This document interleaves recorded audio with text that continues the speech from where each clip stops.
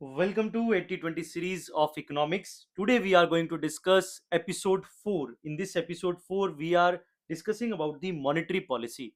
In the last episode we discussed about the monetary system and आपको बहुत अच्छा लगा मॉनेटरी सिस्टम जब मैंने उसमें सीबीडीसी को समझाया, जब मैंने उसमें आपको डिफरेंट कॉन्सेप्ट्स बताए, क्रिप्टो करेंसी बताया, स्टेबल कॉइन्स बताए। तो आपने कमेंट बॉक्स में भी लिखा कि आपको बहुत अच्छा लगा। So thank you so much. And आज हम डिस्कस करेंगे मॉनेटरी पॉलिसी। एंड मैंने आपको लास्ट टाइम एक क्वेश्चन दिया था और उसमें मैंने कहा था कि ये क्वेश्चन अगर आप करोगे तो आपको पता चलेगा कि कैसे नेक्स्ट टॉपिक जो है वो मॉनेटरी पॉलिसी के ऊपर होगा। मॉनेटरी पॉलिसी, पहले क्वेश्चन करते हैं फिर मॉनेटरी पॉलिसी के बारे में। इस क्वेश्चन से ही आगे डिस्कशन हो जाएगा। So question number 1, which one of the following is not an instrument of selective credit control in India? Bouncer तो नहीं है? नहीं नहीं, बाउंसर तो नहीं है। चलो, selective credit control in India, इनमें से कौन सा इंस्ट्रूमेंट नहीं है? Not an instrument of selective credit control in India.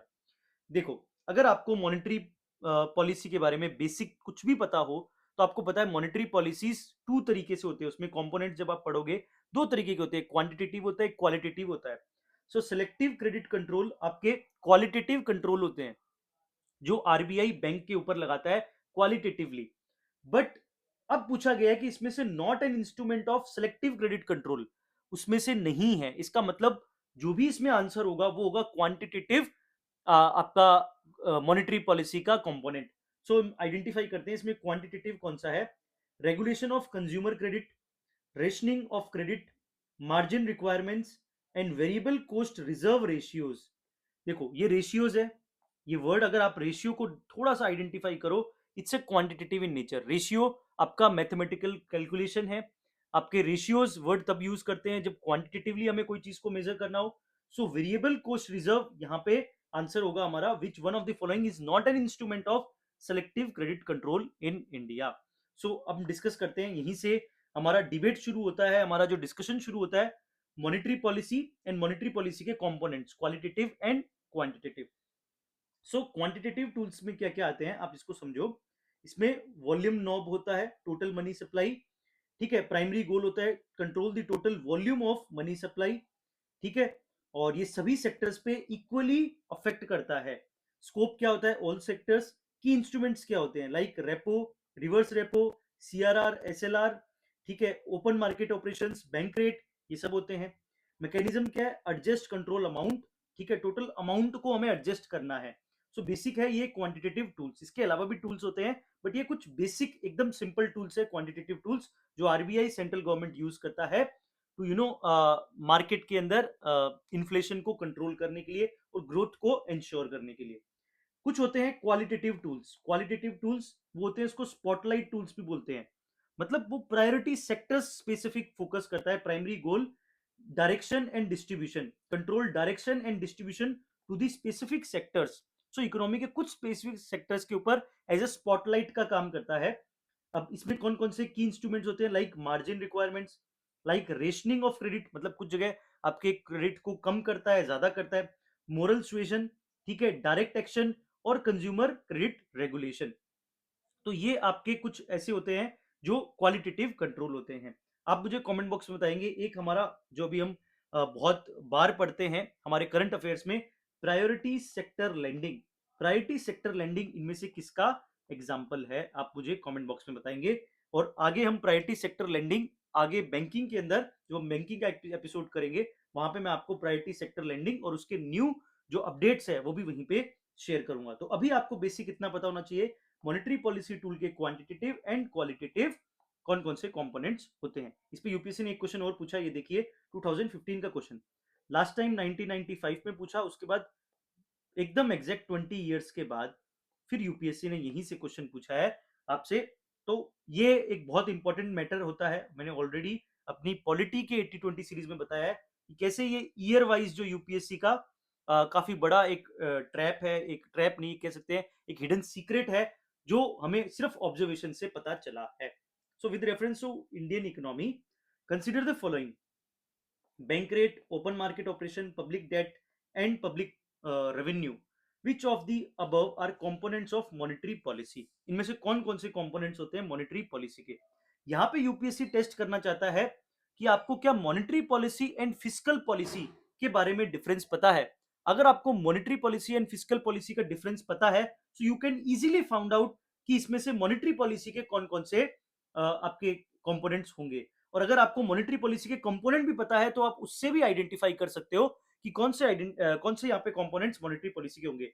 सो अभी हमने पढ़ा bank rate and open market option operation both are the monetary policy component, and specifically they are quantitative components of the monetary policy. So answer is 1 and 2 is the correct answer, whereas the public debt and the public revenue ये दोनों part है आपके fiscal policy के। Fiscal policy means the policy led by the government. So government उस policy को lead करता है और उसको एग्जीक्यूट करता है, whereas monetary policy is executed or led by the central bank of the country, like for example in our India RBI. So monetary policy क्या होता है इसको समझिए। Monetary policy is the process monetary policy is the process by which a nation central bank manages money supply and interest rates to achieve specific economic goals, whereas fiscal policy managed by the government focuses on taxation and government spending. So fiscal policy के दो target, taxation and government spending. हम आगे episodes में जब fiscal policy discuss करेंगे वहां पे मैं इसको डिटेल में डिस्कस करूंगा, बट अभी हमारा मेन टारगेट है monetary policy. So what are the components of monetary policy, एक बार फिर से आपको एक बार और बता देता हूं। क्वांटिटेटिव टूल्स के अंदर कौन कौन से हैं, ध्यान से समझना इसको, बहुत ही इंपॉर्टेंट है, यूपीएससी ने दो बार यहां से क्वेश्चन पूछा है। क्वांटिटेटिव टूल में एक होता है left, liquidity adjustment facility. Word से समझो, लिक्विडिटी को एडजस्ट करना है उसकी फैसिलिटी है। ठीक है, इसमें चार कंपोनेंट्स होते हैं major, repo rate, reverse repo rate, standing deposit facility, marginal standing facility. ठीक है, so repo rate, reverse repo rate, standing deposit facility. So standing deposit facility and reverse repo rate are similar in nature, whereas repo rate and the marginal standing facility are similar to each other. तो ये एक left के अंदर चारों आते हैं। ये UPSC पूछ सकता है which of the following, consider the following statement, इसमें से कौन कौन से लेफ के अंडर आते हैं, लिक्विडिटी एडजस्टमेंट फैसिलिटी के आते हैं। तो अगर ये चार हो, repo, reverse repo, standing deposit facility and marginal standing facility, you have to keep this thing in your mind. Next है reserve ratio. We are already discuss about the reserve ratios in our last episode, like cash reserve ratio and statutory liquidity ratio, और इसमें भी हम देखेंगे। उसके अलावा open market operations, ठीक है, buying and selling of government security to manage liquidity, आज इस पे पीवाईक्यूज भी है, उसको डिस्कस करेंगे। और एक होता है बैंक रेट। बैंक रेट तो यूपीएससी का फेवरेट है, बट आज की डेट में इसका काफी ज्यादा सिग्निफिकेंस कम हो गया है, बट यूपीएससी ने पीवाईक्यूज में काफी बार बैंक रेट पूछा है। So these are some of the components which are of the monetary policy and quantitative tools, इनको हम क्वांटिटेटिव टूल्स कह सकते हैं। The next is qualitative tools like margin requirement, ठीक है, difference between the security value and loan amount, consumer credit regulation, moral suasion, direct action and credit rationing, ठीक है, ceiling on the credit flow to the specific sector। so आप मुझे वो बताएंगे PLI sector, sorry priority sector lending, PSL, वो मुझे आप बताएंगे इनमें से किसका एग्जाम्पल है। अभी भी मुझे याद है, मैं होमवर्क नहीं भूलता, ठीक है। सो ये बात आप याद रखना, components of monetary policy. Next question, ये क्वेश्चन अभी हम हाफ डिस्कस करेंगे, और हाफ डिस्कस करेंगे जब हम इन्फ्लेशन करेंगे, ठीक है। So the repo rate is the rate at which other banks borrow from the reserve bank of India. क्या रेपो रेट वो है, is the rate at which other banks borrow from the reserve bank of India. तो repo rate के अंदर क्या banks बोरो करता है reserve bank of India से, तो ये हमें इसमें बताना है। तो ये स्टेटमेंट क्या सही है या गलत, ठीक है, तो इसको बताना है। बट उससे पहले हम एक बार रेपो रेट को समझते हैं, उसके बाद मैं इसको स्टेटमेंट को बता दूंगा, because other statement is on inflation, ठीक है। तो जब हम इन्फ्लेशन करेंगे, सॉरी इनइक्वालिटी, तो इनइक्वालिटी करेंगे तब हम इसको डिस्कस करेंगे गिनी कोफिशिएंट, ठीक है। बट अभी यहाँ पे सिर्फ हमें ये देखना है रेपो रेट के रेफरेंस में ये क्वेश्चन। सो रेपो रेट क्या होता है, पहले आप इसको समझिए। कई बार हम रेपो रेट में कंफ्यूज हो जाते हैं, कुछ कंफ्यूज नहीं होना, मेरा बहुत सिंपल फंडा है। रेपो रेट आपको दिमाग में रखना है, रिवर्स रेपो रेट अपने आप हो जाएगा। सो पहली बात, रेपो और रिवर्स रेपो एक को तैयार करना है रेपो रेट। रेपो रेट में भी आपको क्या तैयार करना है, repo means R means RBI, ठीक है, मतलब जो भी प्रोसेस शुरू होगा वो आरबीआई से होगा, ऐसे दिमाग में आपको रखना है। होता क्या है कि कि सेंट्रल बैंक परचेज करते हैं सिक्योरिटीज, ठीक है, एज अ सिक्योरिटी कोलेटरल, और कमर्शियल बैंक को पैसा देती है, ठीक है, लैंड करते हैं, फंड्स देती है सेंट्रल बैंक। ओके, क्लियर है। अब किस रेट पे वो पैसा दिया जा रहा है, वो होती है रेपो रेट, ठीक है। वो कौन से रेट पे सेंट्रल बैंक कमर्शियल बैंक को पैसा दे रही है, इंजेक्ट कर रही है लिक्विडिटी, लिक्विडिटी इन इकोनॉमी, वो डिटरमाइन होता है रेपो रेट के ऊपर। सवाल उठता है कि भैया ये रीपरचेज क्यों लिखा है, ये तो एक बार परचेज हो गया यहाँ पे, कि भैया सेंट्रल बैंक ने परचेज कर ली securities from the commercial bank, and in return the commercial bank lend money to the commercial banks. So in this whole process there is only one time purchase. So why the full form of the repo rate is called as a repurchase option.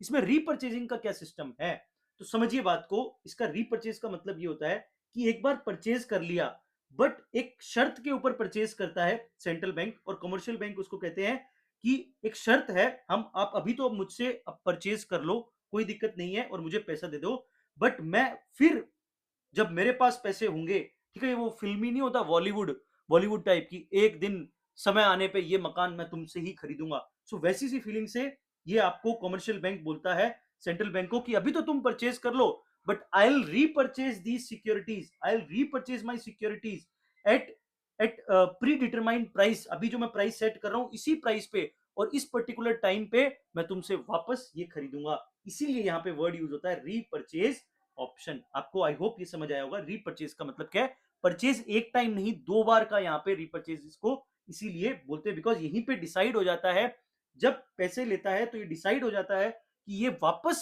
कब securities जो है वो commercial bank लेगी from the central bank at the pre determined price and the time. ये बात याद रखना। Same इसका जस्ट रिवर्स होता है, रिवर्स रेपो रेट। यहाँ पे कोलेटरल्स आपको commercial bank from central bank से लेता है, और पैसा फंड देता है सेंट्रल बैंक को, ठीक है, टू ऑब्जर्व द लिक्विडिटी, ठीक है। ये बात आपको याद रखना है। जब बहुत ज्यादा एक्सेस मनी सप्लाई हो जाती है तो bank parks excess funds and control money supply when raised. Okay, so इससे क्या होगा कि पैसा सेंट्रल बैंक के पास चला जाएगा।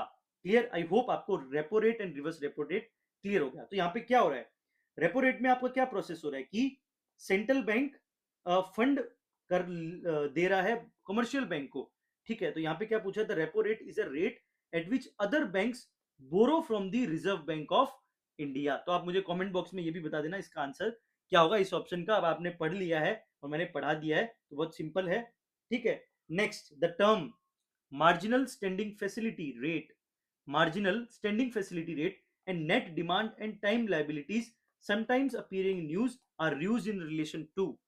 तो it's very simple banking operation, ठीक है, इस पे तो कोई ज्यादा चर्चा नहीं करनी, बट आप अदर ऑप्शंस को देखो एक बार कि यूपीएससी किस तरीके से ऑप्शन डिजाइन करता है। Communication networking, military strategies, supply and demand of agriculture products. तो यहाँ पे रेट की बात हो रही है, यहाँ पे कोई लाइबिलिटीज की बात हो रही है, तो रेट की बात हो रही है, तो क्या स्ट्रेटजी होती है कोई रेट? ये तो साफ ही गलत लग रहा है। कम्युनिकेशन नेटवर्किंग में रेट का क्या काम है? ठीक है, यहाँ तो कनेक्शन का काम होता है, ठीक है। उसके बाद बैंकिंग ऑपरेशन, और यहाँ पे supply and demand of agriculture products. So ये फिर भी रेट के हो सकता है कि एग्रीकल्चर प्रोडक्ट्स के रेट की बात हो रही है, बट लाइबिलिटी यहाँ पे सेट नहीं होता, तो बैंकिंग ऑपरेशन में लाइबिलिटी वर्ड भी यूज करते हैं, रेट वर्ड भी यूज करते हैं, तो option A is the correct answer. अब सवाल उठता है कि ये marginal standing facility and standing deposit facility क्या होती है। सिंपल है, वही सेम रिवर्स एंड आपका रेपो रेट जैसा ही कॉन्सेप्ट होता है, इसमें कोई बहुत ज्यादा डिफरेंस नहीं है, बट बेसिक थोड़ा सा आपको देखना है। Emergency borrowing from the central bank, ठीक है, government securities as a collateral, और फंड लेंड करते हैं ओवरनाइट बेसिस पे commercial bank. Bank borrow when facing acute liquidity shortage, इसमें कोलेटरल रिक्वायर्ड होता है, हाइयर इंटरेस्ट रेट होता है, इंजेक्ट्स लिक्विडिटी। ये तो सिंपल है, बट स्टैंडिंग डिपॉजिट फैसिलिटी में आपको एक बात याद रखनी है, इसमें कोलेटरल की जरूरत नहीं होती। इसमें कोलेटरल की जरूरत होती है, बट इसमें कोलेटरल की कोई जरूरत नहीं होती, क्योंकि इसमें एक्सेस फंड डिपॉजिट करता है commercial bank from the two the RBI, और इंटरेस्ट पेमेंट, तो इसमें कोलेटरल कोई भी रखने की जरूरत नहीं है। तो ये आपको याद रखना है, standing deposit facility and marginal standing facility. एक न्यूज में करंट अफेयर में रहता है आपका variable repo rate. Variable repo rate मैंने यहाँ पे एक्सप्लेन नहीं किया, बट मैं आपको बहुत सिंपल लैंग्वेज में 2 मिनट में बता देता हूँ, क्योंकि मुझे लगा नहीं, it's very simple. Variable repo rate क्या होता है, जैसे रेपो रेट होता है फिक्स रेट, मतलब गवर्नमेंट आपने आरबीआई ने रेपो रेट निकाला, ठीक है, अब उसका मतलब ये होता है कि लेना है तो लो, नहीं लेना है तो मत लो। फिक्स प्राइस शॉप की तरह होता है आपका repo rate and reverse repo rate. But कई बार क्या होता है, आजकल फिक्स प्राइसेस की दुकान चलती नहीं है, थोड़ी सी। जहां शॉप्स कौन सी डिस्काउंट्स वाली की 10% discount, 15% discount, as per the situation. लगता है क्रिसमस आ रहा है, डिमांड है, सप्लाई है, सीजन कम है, तो उसके हिसाब से डिस्काउंट प्राइसेस चलते हैं। ऐसे ही आप कोर्सेज में भी देखते हो। तो वैसे ही अब आरबीआई ने भी ये सोचा कि यार कुछ हमें रेपो रेट को ऐसे फिक्स रेट नहीं करना है, हम एक वेरिएबल रेपो रेट का कॉन्सेप्ट लेके आते हैं। वेरिएबल रेपो रेट में क्या है, फिक्स प्राइस नहीं होता। ठीक है, उसमें बिट्स होती है, ऑक्शंस लगते हैं कि यार जो सबसे ज्यादा ऑक्शन में रेट लगाएगा उसको मैं पैसे दे दूंगा, सीधा सिंपल है। तो उसे बोलते हैं वेरिएबल रेपो रेट। तो बेसिक सिंपल कॉन्सेप्ट है, बस इतना याद रखना। Repo rate is a fix price shop, and where is the variable repo rate is not a fix price, it's a negotiation, and negotiation through the auction। ये बात याद रखना। Next question, the banks are required to maintain a certain ratio between their cash in hand and total assets। bank are required to maintain a certain ratio between their cash in hand and total asset। statutory bank ratio, statutory liquid ratio, central bank reserve, central liquid reserve। ठीक है, बहुत simple concept, SLR, statutory liquidity ratio. ठीक है, bank अपने ही vault के अंदर अपने ही अपने पास कुछ कैश रखता है इन द टाइम्स ऑफ की इमरजेंसी, अगर लिक्विडिटी शॉर्टेज हो तो अपने वॉल्ट को यूज कर सकता है, उसे बोलते हैं स्टेचुटरी लिक्विडिटी रेशियो। वहीं पे इसके पैरेलल कॉन्सेप्ट आता है आपका सीआरआर का, कैश रिजर्व रेशियो। वो आरबीआई के साथ रखता है, मतलब जो आपका बैंक है वो आरबीआई के साथ रखता है, बट स्टेचुटरी लिक्विडिटी रेशियो ये आपका अंडर द स्टैट्यूट अपने ही वॉल्ट में अपने पास उसको रखता है। यहां पे एक कॉन्सेप्ट है जो हमें दिमाग में रखना है, सेंट्रल बैंक रिजर्व। देखो ये ऑप्शन में यूज किया गया 1998 में, और यूपीएससी जिस तरीके से आरबीआई पे फोकस कर रहा है, आरबीआई की बैलेंस शीट तक पहुंच गया जो हमने लास्ट एपिसोड में देखा, तो कोई बहुत बड़ी बात नहीं है कि सेंट्रल बैंक के रिजर्व्स तक वो पूछ ले कि सेंट्रल बैंक के रिजर्व्स कौन कौन से होते हैं। तो मैं आपको सेंट्रल बैंक के रिजर्व्स अभी समझाने वाला हूं। आप इस स्टेटमेंट को देख के, मुझे लगता है काफी इंपॉर्टेंट है फॉर द फ्यूचर। पहले एसएलआर एंड सीआरआर समझते हैं, उसके बाद हम आरबीआई के रिजर्व्स, उसकी समरी टेबल को भी एक बार समझेंगे कि उसके रिजर्व्स, मतलब आरबीआई अपने पास भी कुछ रिजर्व्स रखता है, उसकी भी जानकारी मैं आपको अभी देता हूं। सबसे पहले एसएलआर एंड सीआरआर को एक लाइन में समझ लो। First is statutory liquidity ratio, SLR. Portion of NDTL, अभी हमने देखा, net demand and time liabilities to be maintained by the bank. इसमें assets kept with the bank itself, bank अपने पास रखता है, लाइक कैश भी रख सकता है, गोल्ड रख सकता है, गवर्नमेंट सिक्योरिटीज रख सकता है। पर्पस क्या होता है, टू इंश्योर सॉल्वेंसी। ठीक है, उसके बाद होता है कैश रिजर्व रेशियो, ये आरबीआई के साथ रखता है, और ये ओनली कैश होता है, आपको ये बात याद रखना। आरबीआई के साथ जो भी रखा जाता है पैसा वो ओनली कैश होता है। वेरा स्टेचुटरी लिक्विडिटी, अपने पास तो देखो ये वही होता है कि यार अपने पास तो वो चलो तीन चीजें रख सकता है, चार चीजें रख सकता है। ठीक है, जैसे कैश रख लिया, गोल्ड रख लिया, सिक्योरिटीज रख ली। बट आरबीआई के साथ बड़ा स्पेसिफिकली उसको मेंटेन करके रखना पड़ता है, इसलिए वहां पे सिर्फ कैश ही चलेगा। ठीक है, कैश के अलावा कुछ भी नहीं चलेगा, आपको इस तरीके से बात को याद रखना है। पर्पज है to ensure liquidity and safety. Next is RBI के रिजर्व्स के बारे में थोड़ा सा बता देता हूं। एक होता है रियलाइज्ड रिजर्व्स या रियलाइज्ड इक्विटी, इसको बोलते हैं कैश रिजर्व्स। कैश में कुछ अपने पास रखता है, और कुछ अपने पास अनरियलाइज्ड, जो अकाउंटिंग पर्पस के होते हैं, कैश नहीं होता, वो भी कुछ रिजर्व्स होते हैं। इनकी फुल फॉर्म देख लो, जस्ट यूपीएससी पूछ सकता है यहाँ से, और जिस तरीके से वो पूछ रहा है तो मुझे लगता है कि यहाँ से आपको सिर्फ फुल फॉर्म पता हो तो मोटा मोटा पता चलेगा कि इसमें से आरबीआई का रिजर्व कौन सा है। एक है आरबीआई का रिजर्व जिसका नाम है कंटीजेंसी फंड, जिसको बोलते हैं realised equity in the form of cash. ठीक है, इमरजेंसी बफर होता है फॉर द इकोनॉमिक शॉक्स। ठीक है, क्राइसिस, बैंक क्रैशेस, तो इसको रेनी डे फंड बोलते हैं। तो contingency fund, realised equity. Next is asset development fund, इसको बोलते हैं रियलाइज्ड इक्विटी। सो अपने पास एज अ कैश आपका आरबीआई क्या रखता है, एक तो रखता है कंटीजेंसी फंड, और एक रखता है एसेट डेवलपमेंट फंड, आपको दिमाग में रखना है। नेक्स्ट इज आपका रीवैल्यूएशन अकाउंट, जिसको अनरियलाइज मतलब कैश के फॉर्म में नहीं रखता, वो होता है CGRA, currency and gold revaluation account, unrealise accounting बोलते हैं इसको। और एक होता है आईआरए, इन्वेस्टमेंट रीवैल्यूएशन अकाउंट। मुझे पता है कि आपको ये नए नए टर्म से लग रही है, बट जिस तरीके से यूपीएससी बढ़ रहा है तो थोड़ा सा हमें स्मार्ट बनना पड़ेगा। जस्ट ये टर्म्स एक बार देख लेना तो आपको, एंड अगर कभी फ्यूचर में पूछेगा तो यहाँ से आपको आरबीआई के रिजर्व्स एटलीस्ट पता है कि इनमें से 4 रिजर्व्स होते हैं, कंटीजेंसी फंड, एक होता है एसेट डेवलपमेंट फंड, एक होता है currency and gold revaluation account and investment revaluation account. ये 4 होते हैं। इसमें ट्रैक करता है market value changes of gold and foreign currency, और इसमें market value of changes of government and foreign security. तो ये कैश फॉर्म में नहीं होता, ये जस्ट ट्रैक करता है, सिंपल पर्पज है कि इसका ये ट्रैक करता है इन सबकी वैल्यूज को। ठीक है, तो ये कहीं ना कहीं रिजर्व्स होते हैं, और ये रिजर्व्स अपने पास आरबीआई रखता है। जैसे बैंक के अपने रिजर्व्स होते हैं, वैसे आरबीआई सेंट्रल बैंक के भी अपने रिजर्व्स होते हैं। यूपीएससी अभी तक बैंक के रिजर्व्स पूछा है और ऑप्शन में आरबीआई का रिजर्व दिया है, फ्यूचर में आरबीआई के रिजर्व भी पूछ सकता है। So next question, which one of the following terms indicate a mechanism used by the commercial bank for the providing credit to the government. ये क्वेश्चन बहुत ही अंदर जाके यूपीएससी ने पूछा है, बहुत सिंपल लग रहा है, बट ये सिर्फ एलिमिनेशन से होगा। ठीक है, क्योंकि काफी अंदर जाके इसको आपको एक दो अंडरस्टैंडिंग डेवलप करके आगे इस पे तक पहुंचना पड़ेगा। Which of the following terms indicate mechanism used by commercial bank for providing credit to the government. इसमें से कौन सा मैकेनिज्म है जहां पे कमर्शियल बैंक क्रेडिट प्रोवाइड करती है to the government, through through it credit provide करती है गवर्नमेंट को? कैश क्रेडिट रेशियो से। ठीक है, तो रेशियो तो कोई मैकेनिज्म नहीं हो सकता। ठीक है, तो हटाओ इसको।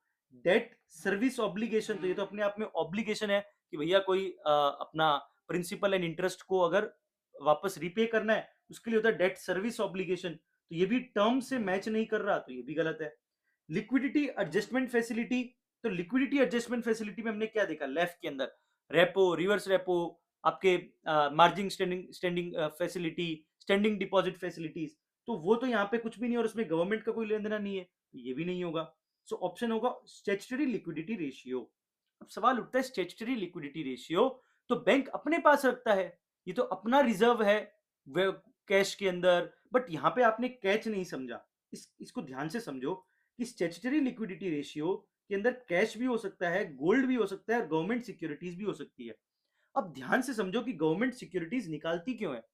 Why government issued the security? In order to क्या है? Funding, for the funding, to get the funds, to get the adequate funds for the development. ठीक है, अपने डेफिसिट को कम करने के लिए। तो कहीं ना कहीं गवर्नमेंट सिक्योरिटी उसके लिए एज अ क्रेडिट का काम करती है। ठीक है, मुझे पता है कि थोड़ा सा आपको ये लॉन्ग लग रहा होगा process, but this is the answer and this is the logic. यही लॉजिक है, और इसीलिए ये आंसर है स्टैट्यूटरी लिक्विडिटी रेशियो। ठीक है, ये बात याद रखना। स्टैट्यूटरी लिक्विडिटी रेशियो से कहीं ना कहीं इनडायरेक्टली और अल्टीमेटली स्टैट्यूटरी लिक्विडिटी रेशियो से बैंक गवर्नमेंट को एज अ क्रेडिट ही दे रही है, पैसा ही दे रही है इन the form of government securities. जब वो खरीदती है तो कहीं ना कहीं वो उसके लिए क्रेडिट ही है। ठीक है, तो ये थोड़ा सा इन डेप्थ है, बट काफी अच्छा क्वेश्चन है। So why S L R answer आप इसको देख सकते हैं, समझ सकते हैं, मैंने अभी जो बताया वही यहाँ पे लिखा हुआ है। ठीक है, next question, when reserve bank of India announces an increase of cash reserve ratio, what does it mean? अभी तक यूपीएससी क्या पूछ रही थी? अभी तक कैश रिजर्व रेशियो, एसएलआर, ठीक है, स्टैट्यूटरी लिक्विडिटी रेशियो, रेशियोज के बारे में जानने की कोशिश कर रही थी। But now UPSC is you know wants you to understand the application of these ratios, these reserves, how they are having application in our real life. So अब वो क्वेश्चन पूछ रहा है कि अगर हम इसको इंक्रीज कर देंगे, इसको डिक्रीज कर देंगे तो क्या हो जाएगा? ठीक है, और इसी पे पूरी चेन आगे आगे के क्वेश्चन है, इंक्रीज करेंगे डिक्रीज करेंगे, अब यूपीएससी यही करेगा। When reserve bank of India announces an increase of cash reserve ratio, जब कैश रिजर्व रेशियो बढ़ जाएगा, आप समझो। ठीक है, ऑलरेडी हमने डिस्कस किया था और आगे भी आज हम डिस्कस करेंगे। जब कैश रिजर्व रेशियो को अगर आरबीआई कैश रिजर्व रेशियो को इंक्रीज करेगा, इसका मतलब क्या है कि ज्यादा रिजर्व्स रखने पड़ेंगे बैंक को। इफ ज्यादा रिजर्व्स बैंक को रखने पड़ेंगे, मतलब उसके पास कम पैसा होगा in order to lend the money.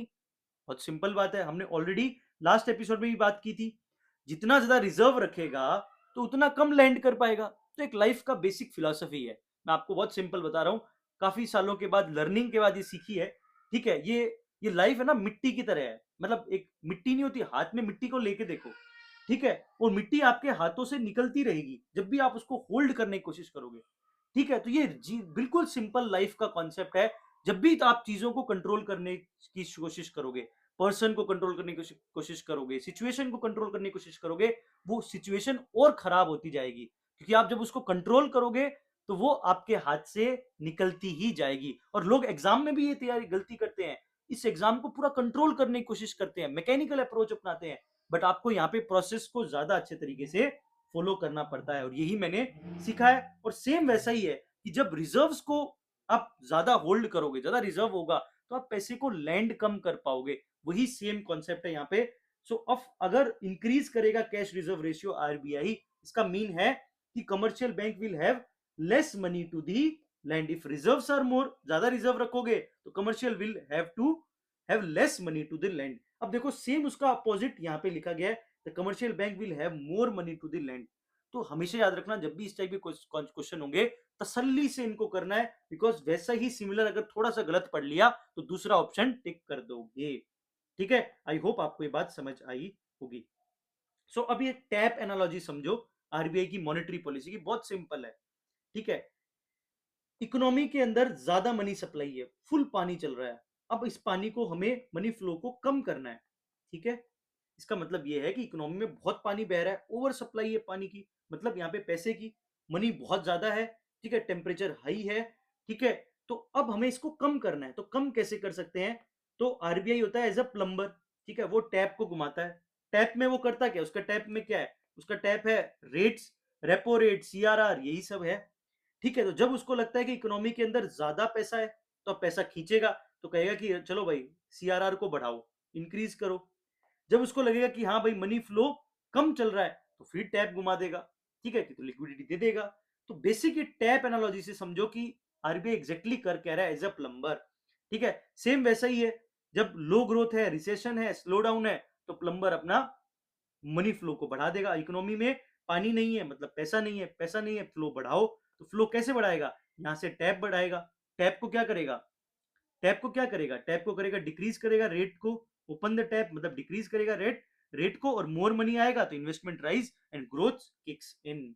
तो बहुत सिंपल है इसी तरीके से, और हर कॉन्सेप्ट को इसी तरीके से सिंपल से समझो यार, मत लगाओ इतना दिमाग। ठीक है, बहुत ज्यादा डेफिनेशन में उलझोगे तो हमेशा यूपीएससी में तो दिमाग खराब होगा, क्योंकि वहां पे पढ़ना इतना है। ठीक है, तुम एक तरफ आरबीआई पढ़ोगे, इकोनॉमिक्स पढ़ोगे, इतने में एनवायरमेंट आ जाएगा। तो इतने में जब एनवायरमेंट पढ़ोगे तो इकोनॉमिक्स भूलते लग जाओगे, फिर एनवायरमेंट पढ़ने लगोगे, उसके बाद साइंस टेक में जंप करोगे तो एनवायरमेंट वाला भूल जाओगे। तो यहाँ पे क्या करना पड़ेगा? यहाँ पे आपको डेली लाइफ से अप्लाई करके कॉन्सेप्ट्स को समझने पड़ेंगे, उसकी रियल एप्लीकेशन को समझो, आप कभी भी कोई कॉन्सेप्ट नहीं भूलोगे। ठीक है, और मैं कोशिश कर रहा हूँ इस 80-20 सीरीज के अंदर, इकोनॉमिक्स के अंदर, कि मैं इकोनॉमिक्स को एकदम सिंपल बनाऊं आप लोगों के लिए, बिकॉज मैं एक ऐसा इंसान हूं जो मुझे खुद को इकोनॉमिक्स से वो डर लगता था। आई एम द पर्सन, मुझे खुद को इकोनॉमिक्स से बहुत डर लगता था, इकोनॉमिक्स जैसे अजीब, बहुत डर सा लगता था, पता नहीं क्यों। बट अब मुझे इकोनॉमिक्स बहुत अच्छे लगने लगी, क्योंकि इट्स वेरी सिंपल, बहुत लॉजिकल है, बहुत साइंटिफिक है। बस कॉन्सेप्ट्स को अच्छे तरीके से तसल्ली से समझ लो। लोग यहाँ पे रट्टा मारने लग जाते हैं, ये हिस्ट्री नहीं है जो यहाँ पे रट्टा मारो। इवन दो यूपीएससी की हिस्ट्री में रट्टा भी नहीं चलेगा, कुछ फैक्ट्स रट सकते हो, बट टाइमलाइन को समझनी पड़ेगी। ठीक है, तो यहाँ पे कोई भी रट्टा नहीं चलेगा, यहाँ पे रट्टा तो चलेगा, करना ही करना है, उसके साथ साथ आपको अप्लाइड पार्ट भी पता होना चाहिए। यही है UPSC. Welcome to UPSC. When the reserve bank of India reduces, अब पहले इंक्रीज करवाया था, अब रिड्यूस करवा रहा है, statutory liquidity by the 50 basis points, which of the following is likely to happen? क्या होगा? मतलब रिजर्व्स को रिड्यूस कर रहा है, स्टैट्यूटरी लिक्विडिटी को कम कर रहा है, मतलब रिजर्व्स को कम कर रहा है, पैसा आएगा फुल। ठीक है, रिजर्व्स कम रखने हैं तो ज्यादा पैसा होगा लैंड करने के लिए, ज्यादा पैसा होगा, मनी फ्लो होगा। So India GDP growth increase drastically. अरे भैया, इतना थोड़ा सा नल खोला है, उसमें क्या जीडीपी हो जाएगी ड्रास्टिकली? नो, ये वर्ड ड्रास्टिकली को आपको फ्यूचर के लिए याद रखना है। यही सेम वर्ड इट में ड्रास्टिकली रिड्यूस द लिक्विडिटी, तो यहाँ पे ड्रास्टिकली कुछ भी नहीं होना, ये बात दिमाग में रखो। तो दोनों स्टेटमेंट गलत है। Foreign institutional investment may bring more capital into the country, इसका यहाँ से कोई लेना देना नहीं है। Scheduled commercial bank may cut their landing rates, अब ज्यादा पैसा उनके पास लैंड करने के लिए होगा, तो वो अपने इंटरेस्ट रेट्स को, लैंड के जो इंटरेस्ट रेट है उसको कम कर सकती है। So option C is the correct answer. उसी को घुमा के थोड़ा सा ट्विस्ट करके पूछा है, बट बहुत सिंपल है। आपको इतना कॉन्सेप्ट पता होना चाहिए कि भैया सीआरआर कम करेगा तो क्या होगा, बढ़ाएगा तो क्या होगा। ठीक है, रिजर्व्स को बढ़ाएगा, घटाएगा, क्या करेगा, सीधा मिट्टी याद रखो, जिंदगी की फिलोसफी याद रखो, कभी नहीं भूलोगे इसको। जब एसएलआर को रिडक्शन करेगा तो चेन रिएक्शन क्या होगा? एसबीआई आरबीआई ने एसएलआर कम किया 50 बेस पॉइंट से। ठीक है, तो रिलीज होगा इम्पैक्ट ऑन बैंक, ठीक है, उनके फंड्स निकलेंगे, आओ भाई पैसे बांटते हैं अब, ठीक है। तो द सरप्लस होगा, लिक्विडिटी बहुत ज्यादा बढ़ जाएगी, मोर कैश टू लैंड, जब ज्यादा कैश होगा तो चीपर लोन्स देंगे कि चलो भैया पैसा है, इनको लोन बांटो, ठीक है, और पैसे कमाओ, सो cutting the landing rates, this is the very simple chain reaction. अब ये आपको टेबल पूरी इकोनॉमिक्स से निकाल के रखनी है, अभी ये टेबल हमने इतनी की है, ये आगे के एपिसोड में 50% हम बाद में करेंगे, ये डिवैल्यूएशन, सॉरी डेप्रिसिएशन, यूएस के रेट्स, ये सब हम आगे एक्सटर्नल सेक्टर जब मैं डिस्कस करूंगा तब बताऊंगा। बट अभी आपको इतना याद रखना है, सिनेरियो क्या होता है जब इन्फ्लेशन प्राइसेस बढ़ते हैं तो मनी को निकालना होता है, क्योंकि इन्फ्लेशन का मतलब क्या है, ज्यादा सप्लाई है, ठीक है, तो ये दिमाग में रखना है, तो प्राइसेस बड़े होंगे तो सक करना है मनी को, तो इसके लिए टाइट पॉलिसी यूज करेंगे, इंक्रीज करेंगे रेट्स को, ठीक है, इससे लिक्विडिटी क्या होगी, डिक्रीज हो जाएगी। लेस ग्रोथ रिसेशन है तो पंप करेंगे मनी को, डिक्रीज करेंगे आपके एसएलआर सीआरआर को, और इंक्रीज हो जाएगी लिक्विडिटी। तो अभी तक हमने यही डिस्कस किया, ये दो पार्ट हम आगे डिस्कस करेंगे, और ये वाला पार्ट जो सबसे इंटरेस्टिंग होता है, जिसको सबसे डर लगता है, ये बॉन्ड प्राइसेस बढ़ेंगे, ठीक है, उसमें यील्ड का क्या फर्क पड़ेगा, ठीक है, प्राइस पे क्या फर्क पड़ेगा, फेस वैल्यू पे क्या फर्क पड़ेगा, टेंशन ना लो, आपका यूपीएससी दोस्त है, आपको ये फ्यूचर में, ये भी आने वाले एपिसोड में आपको बॉन्ड प्राइस वाला कॉन्सेप्ट भी एकदम सिंपल लैंग्वेज में बता दूंगा, टेंशन ना लो, ठीक है। ये क्वेश्चन देखो, in the context of Indian economy which of the following is are the purpose of the statutory reserve requirements, पूछ क्या रहा है, यहां पूछ रहा है कि context of Indian economy which of the following are purpose of the statutory reserve requirement, उसमें क्या, उसका पर्पस क्या होता है, टू अनेबल, मतलब क्या कर रहा है यहाँ पे, पर्पस क्या है, ठीक है, इंक्रीज डिक्रीज नहीं पूछा, to enable the central bank to control the amount of advances the bank can create, okay, to make people's deposit with bank safe and liquid, great, to prevent the commercial bank from making excessive profits, no, ये बिल्कुल extreme है कि भैया prevent commercial bank to making excessive profit, ठीक है, थोड़ा profit कम होता है, बट ये कोई वो काम नहीं है, और ये देखो स्टैट्यूटरी रिजर्व है, मतलब कहीं ना कहीं थ्रू स्टैट्यूट ये पूरा चलता है सिस्टम, लीगल सिस्टम में।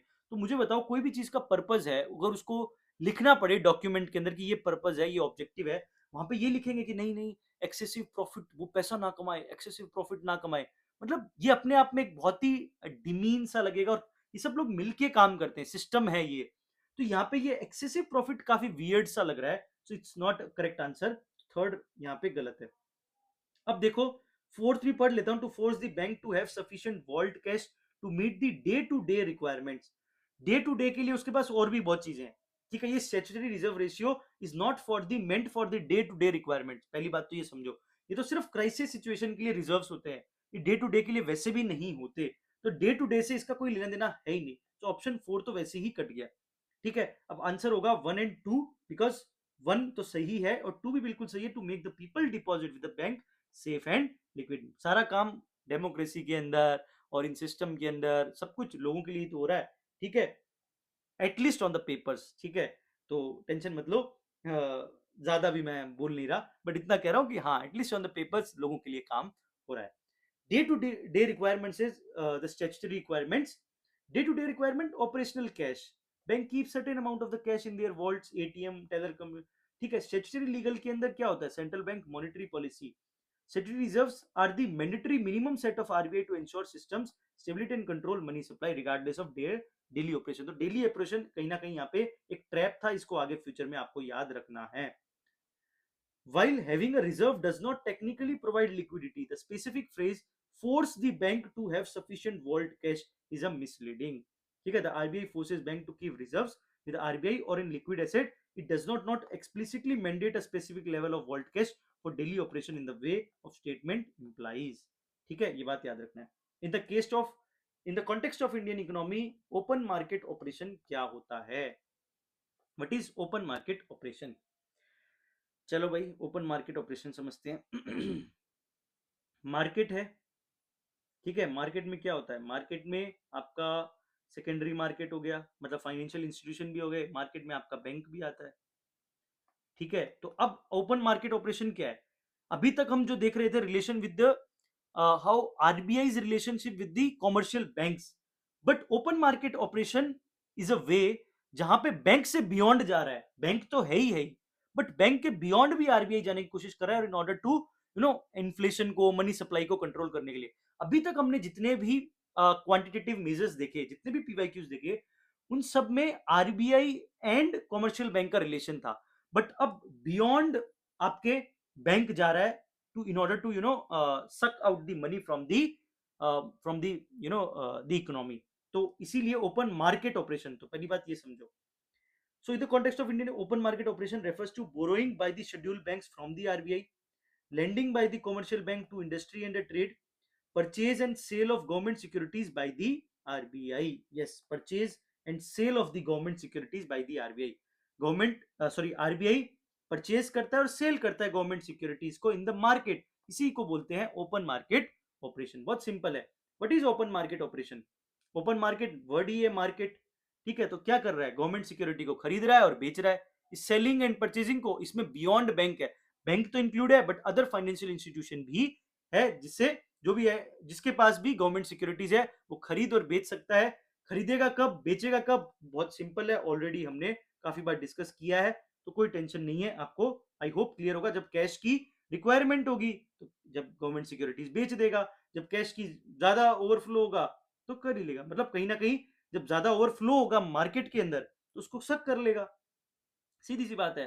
और जब नहीं होगा तो उसको बेच देगा, सीधी सी बात है। वही सिंपल है ओपन मार्केट ऑपरेशन, ठीक है। एक क्वेश्चन है बहुत ही अच्छा, स्टीरिलाइजेशन क्या होता है? Which of the following activities of Reserve bank of India consider to be part of sterilisation? अब इसको एक बहुत ध्यान से समझो। Sterilisation overnight of settlement, oversight of settlement and payment system. Payment system का इससे कोई लेना देना नहीं है, ऑलरेडी मैंने लास्ट एपिसोड में बोला। Debt and the cash management of central and state governments, no, इसका कोई स्टेरिलाइजेशन नहीं है। Regulating the functions of non banking financial regulation, no, ठीक है। थोड़ा सा बेसिक है, कॉन्सेप्चुअल है, नॉलेजेबल है, इनमें तुक्काबाजी नहीं है। कंडक्टिंग दी ओपन मार्केट ऑपरेशन, ठीक है। यूपीएससी ने इतनी मेहनत की है यार, कोमा वोमा लगा के समझाया है, तो यार सोचो यार, थोड़ा तो उसको कदर करो। पूरा अच्छे से लिखा है, कोमा लगा के टाइप करके, तो यार आंसर होगा तभी तो लिखा होगा, ठीक है। ये जस्ट फॉर मजाक के लिए, बट कभी नहीं आए और अगर तुक्का लगाना हो तो थोड़ा सा ये चीजें भी कई बार कोमा, ठीक है, और इस तरीके से स्पेसिफिक वर्ड्स कई बार मैटर करते हैं, और ये कई बार बहुत जगह काम करता है अगर तुक्का लगाना है तो। बट ठीक है, जस्ट फॉर फन कई बार ऐसी बातें भी हम करते हैं। अब देखो ओपन मार्केट ऑपरेशन एंड ये आपका स्टेरिलाइजेशन में क्या लेने देना है, इसमें क्या स्टेरिलाइजेशन के अंदर भी आपका ओपन मार्केट ऑपरेशन हो रहा है। ये बात समझ आ रही है आपको? इस कॉन्सेप्ट को समझो। What is the difference between sterilisation and open market operation? Sterilisation, हर स्टेरिलाइजेशन के अंदर जब जब स्टेरिलाइज करेगा, व्हाट इज स्टेरिलाइजेशन? बहुत सिंपल वर्ड। स्टेरिलाइज वर्ड हम यूज करते हैं बच्चों के जो मिल्क की बॉटल्स होती है उनको स्टेरिलाइज किया जाता है, ठीक है। स्टेरिलाइजेशन का मतलब होता है neutralise, neutralise the side effects of something. कोई भी चीज के साइड इफेक्ट ना हो, इसलिए उस चीज को न्यूट्रलाइज करने के लिए उसको वर्ड बोलते हैं स्टेरिलाइजेशन। उसको स्टेरिलाइज करते हैं, जैसे मेडिकल इक्विपमेंट्स को डॉक्टर, डेंटिस्ट, ये सब स्टेरिलाइज करते हैं टाइम टू टाइम, जिससे कहीं ना कहीं साइड इफेक्ट्स ना हो, मतलब कहीं ना कहीं इन्फेक्शन ना हो, तो न्यूट्रलाइज करने के लिए, ठीक है। तो वैसे ही स्टेरिलाइजेशन क्या है? स्टीरिलाइजेशन प्रोसेस के अंदर एक टूल होता है ओपन मार्केट ऑपरेशन यूज होता है। ये बात समझ रही है? Sterilisation is a process whereas open market operation is a tool. पहले तो इस बात को समझो। स्टीरिलाइजेशन के अंदर बेसिकली आपका फॉरेन फॉरेन आपका जो डॉलर है या फॉरेन कंट्रीज का कोई भी है डॉलर, यहां पे हम बात करेंगे, उसके कारण अगर लिक्विडिटी बढ़ी है मार्केट में, तो वहां पे आरबीआई स्टेरिलाइजेशन प्रोसेस करता है। उस स्टेरिलाइजेशन के लिए वो ओपन मार्केट ऑपरेशन को यूज करता है। पहले समझो आप बात को। बट इस open market operation, buying and selling of government securities, ये डोमेस्टिक होता है। ओपन मार्केट ऑपरेशन जो हमने देखा, बहुत ब्रॉड टर्म है। Sterilisation is just a part of open market operation. इसमें न्यूट्रलाइजिंग करते हैं फॉरेन फॉरेक्स इंपैक्ट के। बात समझो। डोमेस्टिक इन्फ्लेशन को कंट्रोल करने के लिए हम जनरली ओपन मार्केट ऑपरेशन करते हैं, बट स्पेसिफिकली कई बार हमें अगर फॉरेन करेंसी के कारण हमारी मनी सप्लाई बढ़ी हुई है, ठीक है, बहुत ज्यादा डॉलर का इन्फ्लो है। फॉर एग्जांपल समझो आप बात, इस बात को यहां पे समझो। अगर मान लो हमारी कंट्री के अंदर, ये हमारी कंट्री है, यहाँ पे डॉलर का इन्फ्लो हो गया, बहुत ज्यादा डॉलर आ रहे हैं, ठीक है। अब जब डॉलर आएंगे तो मान लो फॉर एग्जांपल एफडीआई आया, फॉरेन डायरेक्ट इन्वेस्टमेंट आया इन डॉलर्स, ठीक है। अब वो इन्वेस्टमेंट करने के लिए इसको कन्वर्ट करवाएंगे, ठीक है। कन्वर्ट करेंगे तो रुपीज में हो जाएगा, ठीक है। अब ये रुपीज ही इन्वेस्ट होगी, ठीक है, ये रुपीज ही इन्वेस्ट होगी। जब ये रुपीज बहुत ज्यादा इन्वेस्ट हो जाएगा तो हमारी इकोनॉमी के अंदर रुपी की सप्लाई बहुत बढ़ जाएगी। इस सप्लाई को कम करने के लिए, इसको सकआउट करने के लिए स्पेशल स्टेरलाइजेशन किया जाता है, इसको बोलते हैं स्टेरलाइजेशन। जब फॉरेन करेंसी, फॉरेन के कारण अगर फॉरेक्स इंपैक्ट को कंट्रोल करने के लिए, न्यूट्रलाइज करने के लिए कुछ किया जाए, उसे बोलते हैं स्टेरलाइजेशन। मतलब जो फॉरेन करेंसी का फॉरेक्स आ रहा है उसके साइड इफेक्ट्स को न्यूट्रलाइज करने के लिए the RBI is using this sterilization process. So in this process, sterilization process, the RBI is using the open market operation tool as a tool. ये बात आपको दिमाग में रखना है। आई होप आपको, कई लोग तो सोच रहे होंगे अभी इस वीडियो को देखते देखते, यार मेरे को तो आज समझ आया, मैं इतने सालों से पढ़ता जा रहा था sterilisation and open market operation, ये आज इसका क्लियर डिफरेंस है। So this is all about the conceptual understanding. चलो भाई, बैंक रेट आज का लास्ट कॉन्सेप्ट है, इस यूपीएससी ने बहुत बार क्वेश्चन पूछे हैं। Bank rate implies the rate of interest, ठीक है। पहले बैंक रेट को समझो, फिर मैं इस क्वेश्चन को समझाता हूं। इसमें होता है रीडिस्काउंटिंग मैकेनिज्म। होता क्या है, बहुत सिंपल समझो, इसमें बिजनेसमैन का रोल है, ठीक है। कोई बिजनेस है, कोई फर्म है, उसको पैसा चाहिए, ठीक है। पैसा कहां से लेगा? बैंक से लेगा, ठीक है। अब पैसा बैंक देगी, ठीक है, और उसके रिटर्न में उससे क्या लेगा? बिल ऑफ एक्सचेंज लेगा, एक प्रॉमिस लेगा कि भाई तू मुझे पैसा प्रॉमिस देगा, तो एक बिल ऑफ एक्सचेंज करके एक डॉक्यूमेंट, एक पेपर बना के देगा बिजनेसमैन बैंक को कि भाई मैं आपको पैसे दे दूंगा इस टाइम पे, कोई टेंशन नहीं है, ये मेरा बिल ऑफ एक्सचेंज रखो, ठीक है। तो एक as a promise bill of exchange दिया जाता है कॉमर्शियल बैंक को, ठीक है। और कॉमर्शियल बैंक उसको जितना पैसा चाहिए, जितना बिल ऑफ एक्सचेंज में लिखा होता है, उसमें थोड़ा सा काट के, थोड़ा सा डिस्काउंट करके, ठीक है, और थोड़ी सी फीस डिडक्ट करके उसको पैसा दे देता है। फॉर एग्जाम्पल 50,000 की अगर रिक्वायरमेंट है तो वो 48,000 49,000 कमर्शियल बैंक देता है, 1,000 1500 रुपए वो अपने पास रख लेता है, ठीक है। अब कमर्शियल बैंक के पास क्या है? एक बिल ऑफ एक्सचेंज है, ओके। अब मान लो कमर्शियल बैंक के पास पैसा नहीं है, ठीक है, कमर्शियल बैंक के पास पैसा दे दिया, अब उसके पास पैसे की कमी है, वो इसी बिल ऑफ एक्सचेंज, इस पेपर को यूज करता है, आरबीआई के पास जाता है, sir sir sir sir please मुझे पैसा दो, ठीक है। वो कहते चलो दे देंगे, कोई दिक्कत नहीं है, बट एक रेट देनी पड़ेगी, ठीक है। तूने आगे रेट ली है, तूने आगे फीस ली है, तो मेरे को भी तेरे को फीस देनी पड़ेगी। तो हाँ सर दे देंगे। तो क्या उस फीस का नाम क्या है? उस फीस का नाम है बैंक रेट, ठीक है। ये जो फीस ले रहा है RBI from from the commercial bank, that is bank rate. At the rate of bank rate वो उससे चार्ज करता है और उसको कैश दे देता है। इतना सिंपल सा कॉन्सेप्ट है बैंक रेट का। टुडे बैंक रेट का कॉन्सेप्ट यूज नहीं होता in modern note, it is not use, अब यूज नहीं किया जा रहा बैंक रेट को। Today bank rate is primarily use for the as a penal rate. जब बैंक्स अपने रिजर्व्स रिक्वायरमेंट्स को फेल करती है उसको रखने में, ठीक है, जो आरबीआई ने अपनी बताई है कि भाई इतना सीआरआर एसएलआर होना चाहिए, उसको अगर बैंक्स फेल हो जाता है उसको रखने में, तब उसमें जो पिनल रेट चार्ज करते हैं तो वो on the base of bank rate charge करते हैं। तो बैंक रेट का आज की डेट में इतना कम यूज हो गया है, इसलिए यूपीएससी का अब यहां से क्वेश्चन पूछना थोड़ा कम चांसेस है, but you have to understand कि कॉन्सेप्ट क्या है बैंक रेट का। बहुत सिंपल है, बट आज की डेट में थोड़ा चांसेस कम है, बट इसलिए मैं बता देता हूं, कभी अगर फ्यूचर पूछे, क्योंकि पहले बहुत क्वेश्चन पूछे यहाँ से। So bank rate implies the rate of interest paid by the reserve bank of India on the deposits of the commercial bank, charged by banks on the loans and advances, payable on the bonds at which the Reserve Bank of India discount the bill of exchange. Option D is the correct answer. ठीक है। The lowering, अब देखो फिर पूछा, इसको समझो बात। वो पूछता क्या है? पहले कॉन्सेप्ट पूछता है और आगे के फ्यूचर क्वेश्चन में उसका इंक्रीज डिक्रीज पूछता है, ठीक है। पहले कॉन्सेप्ट पूछेगा कि भाई होता क्या है, जब उससे पेट भर जाएगा यूपीएससी का, उसके बाद उसको इंक्रीज करेगा, कभी डिक्रीज करवाएगा, बस वही आपसे कॉन्सेप्चुअल अंडरस्टैंडिंग फ्यूचर में पूछेगा। The lowering of bank rate by the Reserve Bank of India leads to, अब बैंक रेट अगर वो कम कर देगा तो ज्यादा कैश ले पाएगा, सीधी सी बात है। अगर Reserve bank of India bank rate कम कर देगा, इसका मतलब ज्यादा कैश होगा बैंक के पास। अब बैंक के पास ज्यादा कैश होगा, इसका मतलब ज्यादा लिक्विडिटी होगी मार्केट में। So more liquidity in the market. पूछा less liquidity in the market, no change in the liquidity in market and mobilisation of more deposit by the commercial bank. यहाँ पे होगा more liquidity in the market is the correct answer. And increase in the bank rate generally indicates that, अब bank rate अगर हो जाएगा तो इससे क्या होगा? Market rate of interest is likely to fall, central bank is no longer making loans to the commercial bank, central bank is following an easy money policy, central bank is following a tight money policy. ठीक है, answer इन दोनों में हुआ similar sound. Central bank following a easy money policy. अब bank rate को increase किया है, बैंक रेट को इंक्रीज किया है, इसका मतलब है कि अब पैसा थोड़ा सा मार्केट में कम जाएगा, इसका मतलब टाइट कर रहा है, मनी सप्लाई को टाइट कर रहा है। So bank central bank is following a tight money policy, not easy. Easy में क्या होता है, मनी फ्लो बढ़ता है, मनी सप्लाई इंक्रीज होती है, इससे इंक्रीज नहीं होगी। बैंक रेट इनकी जब ज्यादा बढ़ेगा, इसका मतलब वो ज्यादा कम पैसा दे पाएगा उसको, जब ज्यादा कम पैसा बैंक के पास होगा तो वो कम एक तरीके से लैंड कर पाएगा, तो मनी सप्लाई कम होगी। तो इजी मनी पॉलिसी नहीं है, इजी पॉलिसी में तो मनी सप्लाई बढ़ती है, इससे टाइट मनी पॉलिसी कह सकते हैं। Option D is the correct answer.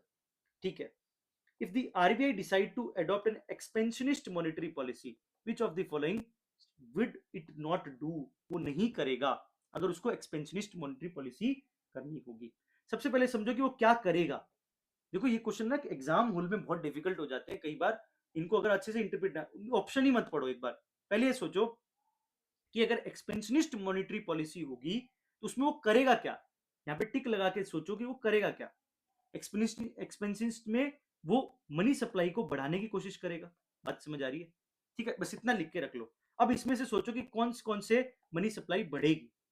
अगर वो बैंक रेट को कट करता है और रेपो रेट को कट करता है, बात समझ आ रही है, बैंक रेट कम करेगा, रेपो रेट को कम करेगा, तो पैसा ज्यादा आएगा मार्केट में, मनी सप्लाई बढ़ेगी। बात समझ आ रही है। कट करेगा एंड ऑप्टिमाइज करेगा स्टैट्यूटरी लिक्विडिटी रेशियो, मतलब रिजर्व्स को कम करेगा, तो ज्यादा पैसा मार्केट में आएगा, इससे ही मनी सप्लाई बढ़ रही है। ठीक है, तो एक और तीन तो वो नहीं करेगा, फर्स्ट एंड थ्री तो वो नहीं करेगा क्योंकि दोनों से मनी सप्लाई बढ़ रही है।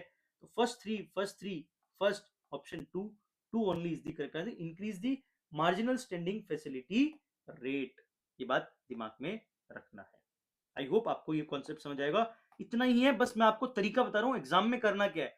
जब भी ये देखो और जब यहाँ पे नोट लिखा हो ना, थोड़ा सा एक बार तसल्ली से पहले उस वर्ड को समझ लिया करो कि वो कह क्या रहा है। एक्सपेंशनिस्ट मॉनेटरी पॉलिसी में होगा क्या, मनी सप्लाई बढ़ेगी, एक्सपैंड कर रहा है, मनी सप्लाई बढ़ेगी मार्केट के अंदर, उसको बढ़ानी है। सो मॉनेटरी पॉलिसी, ठीक है, एक्सपेंशनिस्ट में क्या होता है, बूस्ट ग्रोथ। ठीक है, एक्शन क्या होते हैं, कट करता है वो, और एक्शन और रेशियोज क्या होता है, उसमें भी कट होता है। कॉन्ट्रेक्शनरी मतलब tight money policy, fight inflation, raise करता है रेट्स को, एक्शन रेज करता है आपके रेशियोज को, ये आपको याद रखना है।